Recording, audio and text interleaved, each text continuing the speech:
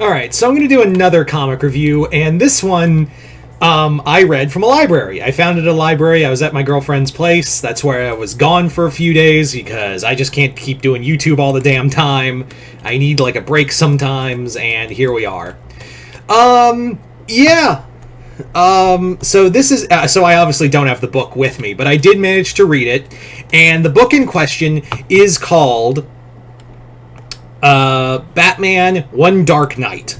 This was a comic that was from the Black Label book, and it's the artwork. It was written and drawn by Jock. Now, Jock, most of you guys would know best, is like doing a lot of the Scott Snyder, like more edgier Batman books. He is like he's an artist. I kind of am like, I can go. There are some times where I'm like, that's really good, and other times where I'm just like, I really hate how he makes people look.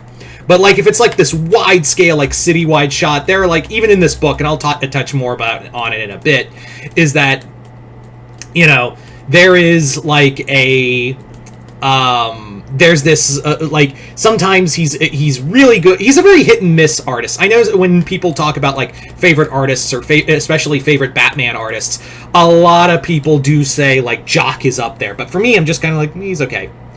So let's talk. Let's talk about it. Let's talk about the book. Batman One Dark Knight is a comic that is, like I said, a Black Label book, and essentially what it is that Batman is helping the GCPD move a new villain called EMP from Arkham Asylum to Blackgate. Now, this wouldn't be much of a problem. This would not be in any way, shape, or form a problem. But after a few gangs try to help, like, break EMP out, his powers flare out of control, and he as his name suggests, he causes a massive EMP wave through Gotham, and Gotham is immediately plunged into darkness. Batman can't contact Alfred, he can't contact the Batmobile, he can't communicate with Gordon, he really can only depend on only a handful of his gadgets now, also. So, Batman is still, dead set on getting EMP sent to Blackgate. And among all this, we have a new mayor called Mayor Vasquez, and she is obsessively hunting for EMP. And among all this, we also have a boy who has similar powers. I'm gonna be honest, the book's alright.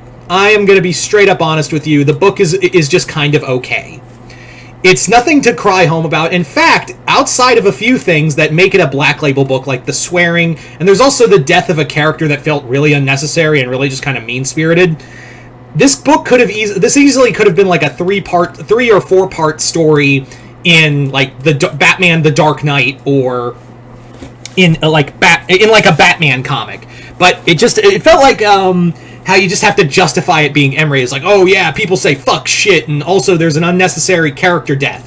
The unnecessary character death is Renee Montoya, and how she dies is really mean. It's really left up that, like, after a car accident, Mayor Vasquez just leaves her to die, and she basically is like, yeah, and it's heavily implied that the gang that pulls her out sexually assault her before they murder her.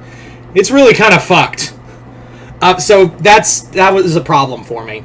Renee Montoya is a great character, and that just kind of like bothered me. But yeah, EMP, for those wondering, he was a villain made exclusively for this comic. This also has Killer Croc at the end of the book as well, that Batman gets into a pretty sick fight with. And I do like, Jock has never drawn Killer Croc to my knowledge up until this point, so it is kind of cool to see his Croc. And like I said, he both writes and draws this book, and it's more picture over story. This does feel pretty basic in a lot of points for the comic, and I gotta be real with you, his Jock should stick to artwork, because he does some beautiful pages, but his story structure is just basic at best. It's nothing too, like I said, it really just feels like the swearing is what's really kind of trying to justify being here, really. I will say that the comic does have some very beautiful artwork, but again, it's really hard. Jock really doesn't know how to draw faces, and it just looks almost like Picasso-esque in some spaces, and it just kind of bothers me in that regard. I know, like a lot of people, I know some people of you guys out there really do enjoy Jock's artwork, but for me, it's just kind of like, eh. So I kind of breathe for, and these are 3 oversized issues. These are 3, like, because most Black Label books are oversized, but this one I breeze through. Most of these Black Label books, it does take me a little bit to read issue by issue, but this time around, it really did feel like, well, it really does feel like I am just kind of, it really does feel like I'm just kind of going through the like I'm really just kind of going through the comic and reading more of the art through the story. And it also kind of ends very predictably because Mayor Vasquez, here's an MO for most Batman books. Most of the times for mayors in Gotham, they're either corrupt, idiots, or evil. She's all 3. Yeah, that's it. Like, whenever you see a new character in Gotham, a new mayor in Gotham in comics, they're usually like, oh, so you're going to be an antagonistic force in this comic. Yeah. Anyway, so do I recommend Batman One Dark Knight? It is very pretty to look at, but it's a pretty basic story.